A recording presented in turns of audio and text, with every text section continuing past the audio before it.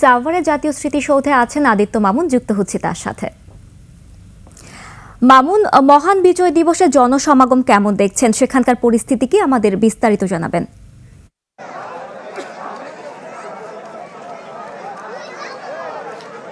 ধন্যবাদ আপনাকে। মহান বিজয় দিবস, আজকে ৫৫তম বছর স্বাধীনতার। তো মহান এই স্বাধীনতার যুদ্ধের যে অর্জন, সেই অর্জনটা যেন সবার জন্য হয় এবং স্বাধীনতা যুদ্ধের যে মূল মন্ত্র সাম্য, মানবতা, অর্থনৈতিক যে মুক্তি, সেগুলি এখনও ঘরে ঘরে পৌঁছেনি। এখনও বৈষম্য প্রত্যেকটা স্তরে আছে। এখানে শ্রদ্ধা জানাতে আসা বিভিন্ন শ্রেণী পেশার মানুষ, রাজনীতিবিদরা, তারা এমনটাই বলছেন। আমরা আপনাকে একটু দেখে দিতে চাই যে এখন 11টা পেরিয়ে গেছে, বেলা 11টা পেরিয়ে গেছে, এখনও কিন্তু জাতীয় স্মৃতিসৌধে মানুষের ঢল কোনোভাবেই কমেনি। এই ঢলটা শুরু হয়েছে মহামান্য রাষ্ট্রপতি এবং অন্তর্বর্তীকালীন সরকারের প্রধান উপদেষ্টার শ্রদ্ধা নিবেদনের পর থেকেই সাধারণ মানুষ এবং রাজনৈতিক, সামাজিক, সাংস্কৃতিক সংগঠনের যে শ্রদ্ধা নিবেদন, সেটি শুরু হয়েছে। এখন পর্যন্ত তার বিন্দু মাত্র তার কমতি আমরা দেখতে পাইনি। বিভিন্ন সামাজিক সাংস্কৃতিক সংগঠন তারা যেমন শ্রদ্ধা জানাচ্ছেন বীর শহীদদের প্রতি, জাতির শ্রেষ্ঠ সন্তানদের প্রতি, একই সঙ্গে ৫৫ বছরের যে বঞ্চনা, ৫৫ বছরের যে নিপীড়ন, ৫৫ বছরের যে পিছিয়ে থাকার গ্লানি, সেগুলি যেন আর সামনের দিকে কোনোভাবেই টেনে যেতে না হয়, সেই আহ্বান তারা জানিয়েছেন।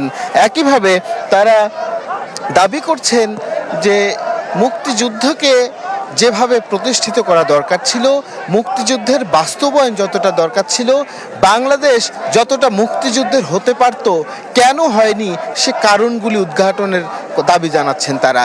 এই পতাকা, এই স্বাধীনতা, এই সার্বভৌমত্ব যেন অক্ষুণ্ণ থাকে। স্বাধীনভাবে প্রত্যেকটা ব্যক্তি তার মত, প্রত্যেকটা মানুষ তার অধিকার, প্রত্যেকটা ব্যবসায়িক শ্রেণী যেন তাদের ব্যবসা বাণিজ্য ঠিকঠাক মতো এগিয়ে নিয়ে যেতে পারেন। সার্বিকভাবেই একটা মুক্ত, অবাধ, নিরপেক্ষ অবস্থান সভূমি হয়, সেই প্রত্যাশা সকলের আছে। একই সঙ্গে আপনাকে জানিয়ে দিতে চাই যে আসন্ন যে নির্বাচন, ত্রয়োদশ জাতীয় সংসদ নির্বাচন, সেই নির্বাচনটা যেন উৎসবমুখর, শান্তিপূর্ণ, অংশগ্রহণমূলক এবং প্রতিযোগিতামূলক হয়, তারও তাগাদা দিয়েছেন তারা।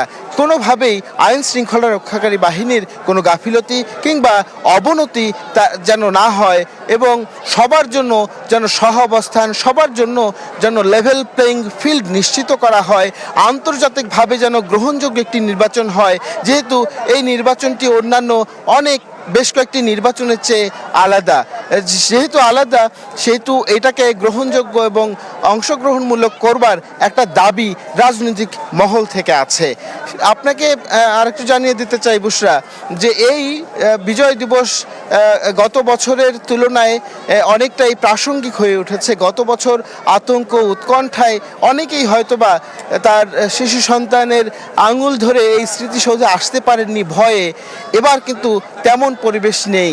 যেমন নির্বাচনী আমেজ, তেমনই স্বাধীনতার উজ্জীবিত হয়ে মানুষ কিন্তু জাতির বীর শ্রেষ্ঠ সন্তানদের শ্রদ্ধা জানাতে স্মৃতিসৌধে আসছেন। তো বুশরা, এই ছিল জাতীয় স্মৃতিসৌধ থেকে আমার কাছে এখানকার সর্বশেষ পরিস্থিতি। বুশরা, ধন্যবাদ মামুন আপনাকে।